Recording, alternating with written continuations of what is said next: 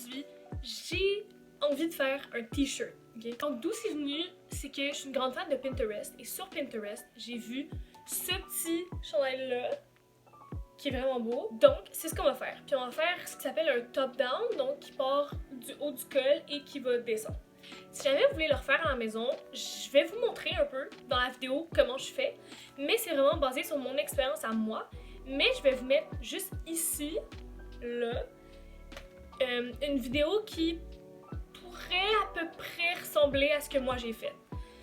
Donc, si jamais vous voulez aller regarder cette vidéo-là pour vraiment le faire comme bien, on va dire, ben allez voir ça. Et sinon, moi dans le fond, je vais juste le faire comme selon mes connaissances. Donc, je vais commencer par vous montrer la laine que j'ai choisie. Je l'ai pas faite dans la vidéo, mais je me suis dit cette fois-ci, ça serait intéressant de vous montrer avec quoi je travaille. Donc, je vous montre ça. Ok, donc la laine que j'utilise aujourd'hui, c'est une laine blanche qui, je l'ai déjà mis en balle pour faciliter le processus. Et dans le fond, le nom de la laine, c'est Doux et Brillant. Je l'ai dans le fond, le nom de la laine, c'est Doux et Brillant de la compagnie Loops & Thread. Vous pouvez retrouver cette laine-là au Michaels. C'est une laine que moi j'aime beaucoup parce qu'elle est super douce et très extensible, mais se remet bien en place, là. Donc pour des projets du type vêtements ou couverture, je trouve que c'est vraiment l'idéal. Vraiment bien, comparé à, genre, mettons, d'autres laines. Et en plus, en bonus, j'ai trouvé cette laine-là au Renaissance. Alors, peut-être que je vais faire une autre vidéo à propos de ça, mais dans le fond, long story short, moi, pas mal toutes les laines que j'ai, je les ai trouvées seconde main. Donc, au Renaissance, sur Marketplace, ou quelqu'un les voulait plus me les a données. Je pense que les seules laines neuves que j'ai dans mes affaires, c'est des laines que j'ai reçues en cadeau. Donc, c'est ça. Alors, je vais vous montrer les autres outils qu'on va avoir besoin aujourd'hui pour faire le projet, ok?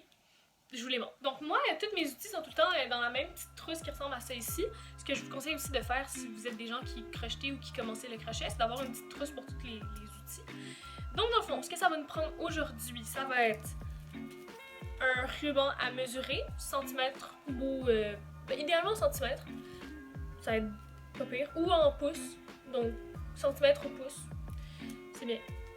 Ça va vous prendre, comme d'habitude, des ciseaux et un crochet. Dans mon cas aujourd'hui, je vais utiliser un crochet de 4,5 mm. C'est le crochet qui est recommandé avec le type, pour le type de laine que j'ai. Ah! Même pas, ici il recommande 5,5 mm. Et sinon, à la toute fin, pour rentrer les fils, ça va me prendre une aiguille. Il vous manque une dernière chose.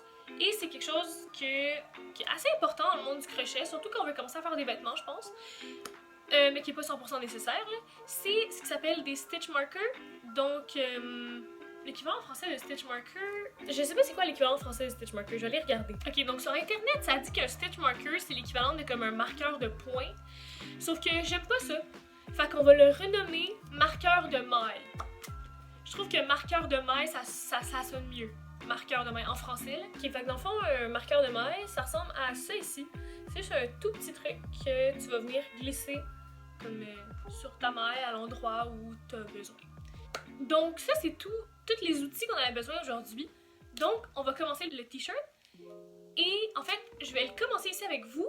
Puis éventuellement, dans la journée, je vais partir crocheter dehors. Il fait super beau aujourd'hui.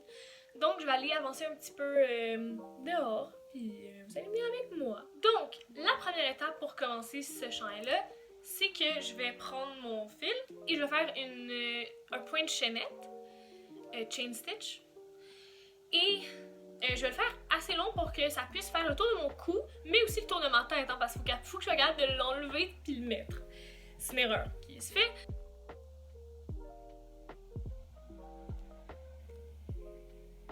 Ok, donc j'ai fait ma chaînette, juste pour vous montrer, elle est à peu près longue comme ça ici. Donc quand je la mets autour de mon cou, ça donne un truc comme ça. Donc c'est pas... Moi j'aurais voulu, dans mon idéal, il aurait été plus serré.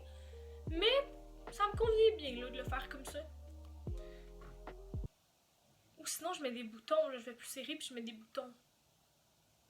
Ah, je pense que je vais faire ça. Ok, donc je l'ai descendu. Pour le moment, j'ai 70 mailles. Donc, sur mon cou, ça donnerait quelque chose comme ça ici. Donc, assez proche, dans le fond, là, de mon cou. De même. Moi, ça me convient. Je suis contente avec ça. Fait qu'on va y aller avec le reste du projet. Donc, moi, ce que je fais, c'est que, dans le fond, avec un chandail comme ça, là, vous pouvez pas mal le faire avec le type de crochet que vous voulez. Donc, crochet simple, crochet double, crochet triple ou un autre type de crochet que vous voulez. Moi, aujourd'hui, je vais y aller en crochet double parce que je suis convaincue que ça va faire un super beau résultat avec le type de laine que j'ai. Donc, pour faire un crochet double, vous allez prendre ce que vous avez, puis vous allez faire 2 chaînes supplémentaires. Donc, au 70, vous allez avoir 72. Donc, moi, les 2 chaînes supplémentaires, ils sont ici. 2 chaînes supplémentaires. Et dans le fond, ce qu'on va faire, c'est que crochet double, comment ça fonctionne, c'est que il faut passer le fil par-dessus et aller piquer dans le 3e, donc dans le 70e. Okay? Piquer, et là, ben, vous faites crochet double. Faut pas se tromper avec le demi-double. Okay? Et là, on fait ça sur toute la rangée. Donc, crochet double sur toute la rangée. Donc, si vous êtes pas familier avec le crochet double, je vous dirige vers une autre vidéo. Donc, on va faire du crochet double toute la rangée, puis je vous reviens quand le crochet double est terminé.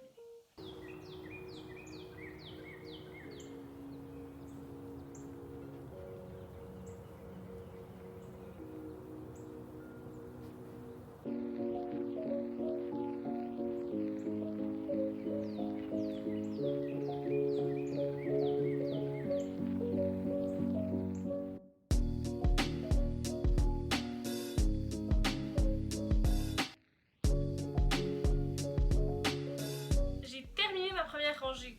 Donc, voici ce que ça donne. Et là, quand tu le mets, ça donne une espèce de petit col. Hein? C'est le début de quelque chose! Ouais! J'ai fait une rangée. Donc là, la prochaine étape, c'est qu'on va décider où est-ce qu'il faut placer les augmentations. Parce qu'on va augmenter de nombre de mailles, lentement mais sûrement, pour que ça puisse faire les épaules. Donc, on va décider où est-ce qu'on va les placer. Puis comment on décide ça? C'est vraiment simple. Je vais vous montrer. Ok, donc maintenant, ce qu'on va faire, c'est le moment de prendre le ruban à mesurer.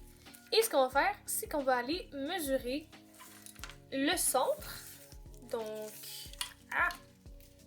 on va aller mesurer le centre en pouces. Donc, mon projet au complet fait 7 pouces et demi, comme vous pouvez le voir. Donc, la moitié de 7 pouces et demi, c'est 4. C'est vraiment pas 4. C'est 3,75. On va mettre ça ici à la moitié. Donc, la moitié du projet, c'est 3 pouces et 75. Donc, ici. Donc là, on le place à la moitié. Et de là, on va mesurer 2 pouces à partir du bord du projet. Et ça va être là qu'on va mettre les marqueurs de mailles. Donc 1, 2... Ça va être lui ici.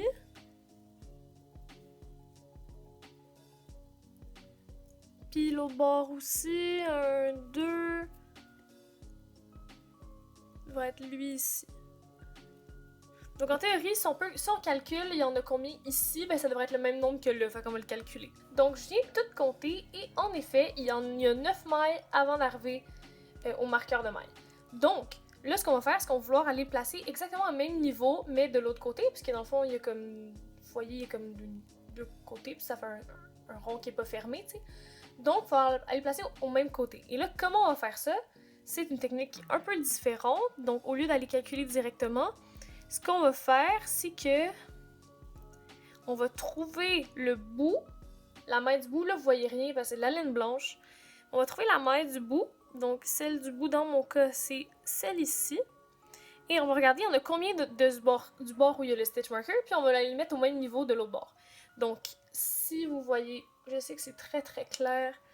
Il y en a 1, 2, 3, 4, 5, 6, 7, 8, et c'est le 9e. Donc, on va les placer au 9e de l'autre côté. Donc, 1, 2, 3, 4, 5, 6, 7, 8, 9, c'est lui ici. On va aller faire la même chose de l'autre côté.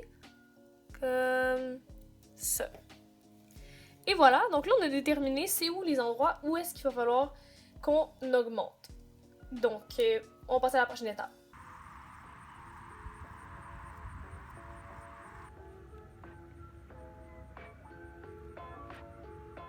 Allô! Alors je vais vous expliquer qu'est-ce qu'on va faire maintenant. Je sais que vous devez entendre plein de bruit, je suis dehors. Et peut-être vous devez vraiment pas bien me voir aussi, je vais avoir plein d'ombre sur ma face. C'est pas grave. Alors, je vais vous montrer ce que vous allez faire. Alors, vous allez prendre le projet, là, il était comme là où t'es rendu. Donc avec les petits marqueurs, ok. Et là, dans le fond, vous allez continuer à crocheter jusqu'à temps. Donc normalement, là, donc moi je faisais du crochet double, donc je vais continuer à faire du crochet double jusqu'à temps que j'arrive à un marqueur. Et là, quand j'arrive à un marqueur, je vais faire un crochet double, un point de chaînette, puis un autre crochet double, tout ça dans la même maille, ok? Fait que je vais vous montrer.